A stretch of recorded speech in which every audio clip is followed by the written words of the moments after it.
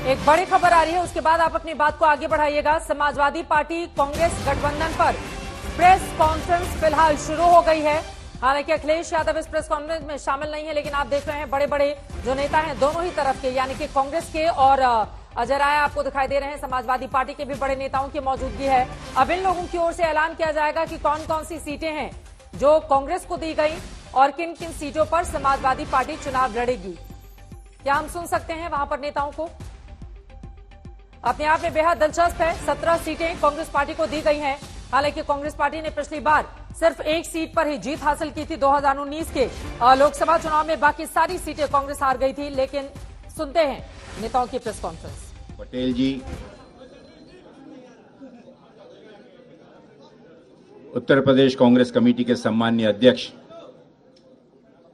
आदरणीय अजय राय जी, समाजवादी पार्टी के आदरणीय राष्ट्रीय सचिव आदरणीय राजेंद्र चौधरी जी, उपस्थित यहां मीडिया के हमारे सभी पत्रकार साथियों, इंडिया गठबंधन के तहत पूरे देश में लोकतंत्र को बचाने के लिए एवं इस देश के संविधान का सम्मान सुरक्षित रखने के लिए देश की सभी जिम्मेदार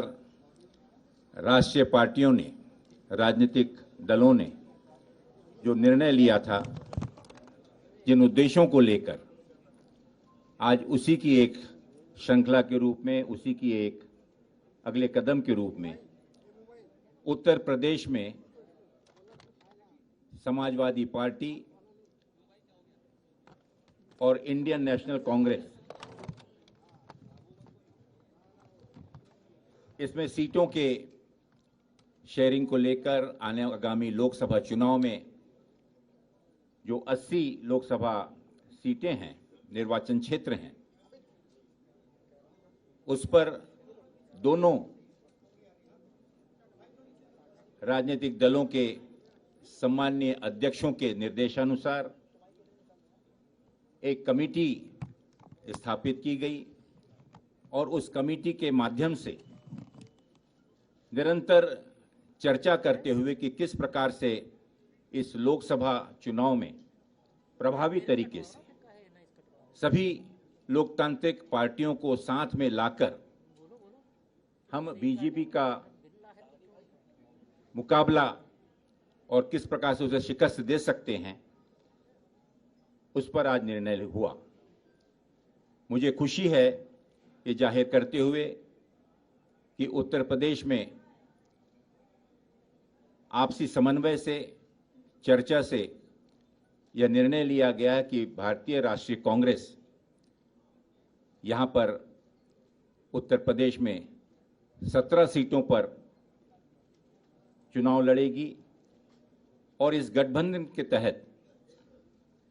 अन्य जो बची हुई 63 सीटें हैं, इन पर इंडिया गठबंधन के जो भी उम्मीदवार समाजवादी पार्टी के, अन्य दलों के भी जो कि इसमें समावित होकर इस गठबंधन में शामिल होंगे, उनका हम सब में डटकर मुकाबला करेंगे और भारतीय जनता पार्टी को शिकस्त देंगे। मैं राष्ट्रीय कांग्रेस के हमारे सम्मानीय अध्यक्ष आदरणीय मल्लिकार्जुन खड़गे जी का, समाजवादी पार्टी के हमारे सम्मानीय अध्यक्ष आदरणीय अखिलेश यादव जी का इसके लिए विशेष आभार मानता हूं कि दोनों आदरणीय नेताओं ने पूर्ण विश्वास के साथ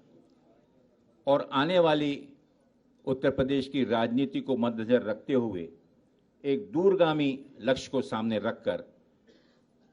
इस गठबंधन को अपनी मान्यता दी और साथ ही